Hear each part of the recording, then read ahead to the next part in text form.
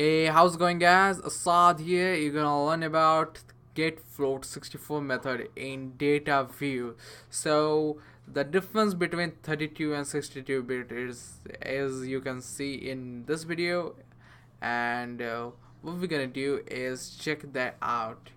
In the last video, we just get the same value with 1 comma minus pi, which gave us 3.1, and in the end it gave 32.